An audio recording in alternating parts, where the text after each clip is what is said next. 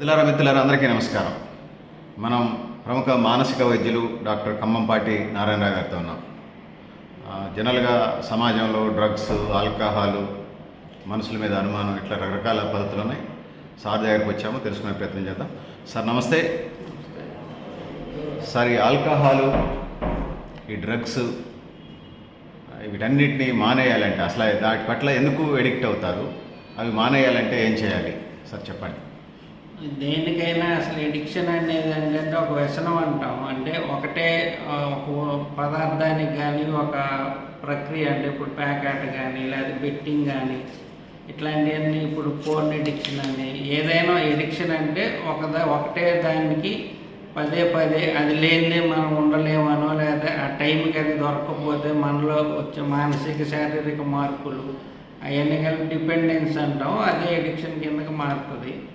అంటే ఇప్పుడు మనం ఒక మత్తు పదార్థం, అది ఏదైనా కానీ, ఆల్కహాల్ కానీ, గంజాయి కానీ, ఏదైనా నిద్ర మాత్రలు కానీ, ఏదైనా తీసుకునే క్రమ పద్ధతిలో తీసుకుంటా అది లేకుండా మనం ఉండలేమనే స్టేజ్కి వచ్చినప్పుడు జనరల్గా దాన్ని ఎడిక్షన్ అని చెప్తాము. అయితే ఒకప్పుడు ఓన్లీ మనకు ఉన్నది పాత రోజుల్లో నల్ల మందునో, పొగాకనో, లేకపోతే మద్యం ఉండేది, కళ్ళు కానీ అట్లాంటివి. రీసెంట్గా ఈ మధ్యకాలంలో గత 5-6 ఏళ్లలో గంజాయి బాగా విపరీతంగా దొరుకుతుంది అనేది మనకు పేషెంట్లు పెరగటం వల్ల అర్థమవుతుంది. ఇంకా కొన్ని పదార్థాలు పుస్తకాల్లో చదివిన వరకే ఉన్నాయి, కానీ మన దేశంలో చాలా తక్కువగా ఉండేవి. ఈ మధ్య ఈ ఇంటర్నేషనల్ ఫ్లైట్స్ వల్ల, లేకపోతే మన సంప్రదాయాలు మారటం వల్ల కానీ ఈ మార్జానా అని, కొకైన్ అని ఇట్లాంటివి కూడా వింటున్నాం. ఒకప్పుడు గంజాయి వినేవాళ్ళం, కేసులు తక్కువ చూసాం, ఇప్పుడు కేసులు చూస్తున్నాం, అవి వింటున్నాం.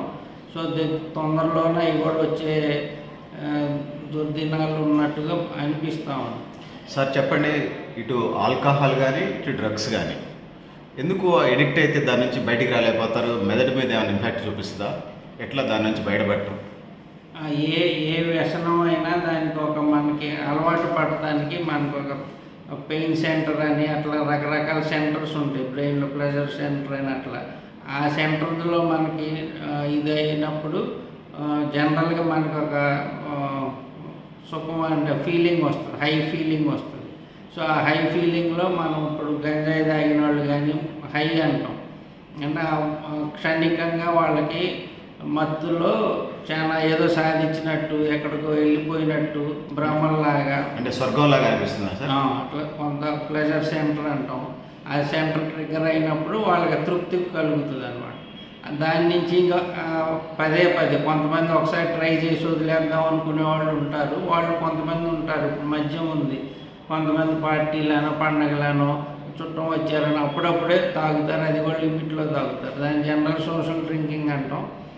అది పెద్దగా ప్రభావం చూపి, కానీ ఒకసారి మొదలుపెట్టినాక ఎవరు ఎట్లా బిహేవ్ చేస్తారనేది తెలియదు. అంటే ఎవరు సోషల్ డ్రింకింగ్ అక్కడ ఆపేస్తారు, అకేషనల్ డ్రింకింగ్, సోషల్ డ్రింకింగ్ అని ఆపేస్తారు, లేదు వ్యసనం అవుతారు, అంటే వ్యసన పరులు అవుతారు అనేది మనం క్లియర్గా చెప్పలేము. మొదలుపెట్టిన దాకా అందరు నేను ఒక్కసారి నా చేతుల్లోనే ఉంది, నేను ఎప్పుడు కావాలంటే అప్పుడు ఆపుగలను అనేది చెప్తారు పేషెంట్స్ వచ్చి కూడా. అది వాళ్ళ చేతుల్లో కొంతవరకు ఉంటుంది, ఒక రేంజ్ దాటినాక వాళ్ళు కూడా ఏం చేయలేరు. అట్లాంటి వాళ్ళని హాస్పిటల్కి తీసుకొస్తే అడ్మిట్ చేసి మనం ప్రయత్నం చేసి వాళ్ళని ఫస్ట్ డీటాక్సిఫికేషన్ అంటాం. అంటే ఒంట్లో ఉన్నది ముందు ఆ మద్యం కానీ ఏదైనా మత్తు పదార్థం కానీ దిగటానికి ఫస్ట్లో కొద్దిగా మత్తు ఇచ్చి ఉంచుతాం. ఒక 3-4 డేస్కి వాళ్ళు నార్మల్ అవుతారు. అక్కడి నుంచి కౌన్సిలింగ్ ద్వారా మళ్ళీ కొన్ని మందుల ద్వారా మళ్ళీ దాని జోలికి పోకుండా ఉండడానికి ప్రయత్నం చేస్తాం. సార్, చాలామంది ఆల్కహాల్ కానీ డ్రగ్స్ కానీ అడిక్ట్ అయినప్పుడు ఏ డాక్టర్ దగ్గరికి వెళ్ళాలంటే ఎండి జనరల్ మెడిసిన్ దగ్గరికి వెళ్ళాలంటున్నారు. జనరల్గా మీ దగ్గరికి కదా రావాల్సింది. ప్రజల్లో చైతన్యం కలిగించడానికి మీరు ఐఎంఏ ప్రెసిడెంట్గా కూడా ఉన్నారు కాబట్టి ఖమ్మం జిల్లాకి ఎట్లా అయితే ప్రజల్లోకి అవగాహన కల్పించవచ్చు, వాళ్ళని చైతన్యపరిచి వాళ్ళ ఆ మత్తు నుంచి బయటికి తీసుకురావచ్చు. ముఖ్యంగా అభివృద్ధి చెందిన దేశాలు, అమెరికా లేకపోతే జపాన్, సింగపూర్ లాంటి దేశాల్లో ఎలాంటి ఆల్కహాల్ పాలసీ కానీ డ్రగ్ పాలసీ కానీ వాటిని ఆ దేశాల్లో అభివృద్ధి చెందిన దేశాలు అన్నారు కాబట్టి వాటి నుంచి ఎట్లా బయటికి తీసుకొస్తున్నారు, అక్కడ ఏం సిస్టమ్ ఉంది, మన ఛానల్ ప్రేక్షకులకి ప్రజలకు తెలియజేయాల్సింది. జనరల్‌గా అండి ఇట్లా అంటే ఎక్కడికి వెళ్ళాలంటే ఇన్ జనరల్ అయితే డీ అడిక్షన్ సెంటర్స్ అనేవి ఉండాలండి. కానీ మన దగ్గర అనుకున్నంత విధంగా లేవు గవర్నమెంట్‌లో గానీ, ప్రైవేట్‌లో గానీ. ప్రైవేట్‌లో కొన్ని ఉన్నా గానీ వాటిలో సరైన వైద్యులు లేకుండా టెక్నీషియన్ అంటే కాంపౌండర్స్ వాళ్ళు నడిపేవి ఎక్కువ ఉన్నాయి. డాక్టర్లు గారు ఓన్‌గా నడుపుతున్నవి చాలా తక్కువ ఉన్నాయి. ఎందుకంటే దానికి చాలా రూల్స్ ఉన్నాయి. కొన్ని ఇబ్బందులు కూడా వస్తాయి అన్నమాట. అంటే పేషెంట్ అడ్మిట్ చేసి వెళ్ళినాక వాళ్ళు వెళ్ళిపోవటం, మిస్ అవ్వటం లేకపోతే ఇట్లాంటి కొన్ని ఇబ్బందుల వల్ల అంతగా ఎక్కువ మంది డాక్టర్లు ముందుకు రావట్లేదు. అయితే గవర్నమెంట్ కూడా ప్రయత్నిస్తుంది కానీ ఎక్కువ అనుకున్నంత రేంజ్లో అయితే రాలేదు. మెయిన్ సైకియాట్రిస్టులు చూస్తారండి డీ అడిక్షన్ ఏ మత్తు పదార్థానికి అలవాటు పడినా, మత్తు అనే కాదు ఇప్పుడు నేను అన్నట్టు ప్యాథలాజికల్ గ్యాంబ్లింగ్ అంటాం, ఫోన్ అడిక్షను, సెల్ ఫోన్లు ఎడిక్ట్ అయిన వాళ్ళని అబద్ధాలు చెప్పేవాళ్ళు ఉంటారు. అది కూడా ఒక రకం జబ్బే, ప్యాథలాజికల్ లయింగ్ అంటాం. ఇట్లా ఏది ఉన్నా కానీ మానసిక వైద్యం చూస్తారు. మంచి సెంటర్ అయితే మానసిక వైద్యుడు అంటే సైకియాట్రిస్ట్తో పాటు సైకాలజిస్ట్ ఉంటారు. అందులో వాళ్ళు యోగాలు, కౌన్సిలింగ్లు అన్నీ ప్రాపర్ సెంటర్ అయితే అట్లా ఉంటాయి. దురదృష్టవశాత్తు అంత ఎక్కువగా అయితే లేవు. ఇప్పుడు మాలాంటి వాళ్ళం ఏం చేస్తామంటే అడ్మిట్ చేసి డీటాక్సిఫికేషను అవి చేసి కొంత వరకు కౌన్సిలింగ్ ఇచ్చి మన దగ్గర పేషెంట్లు కూడా అంత విల్లింగ్గా ఉండరు. ఇప్పుడు యాక్చువల్గా 30-40 డేస్ ఉండమని చెప్తాం.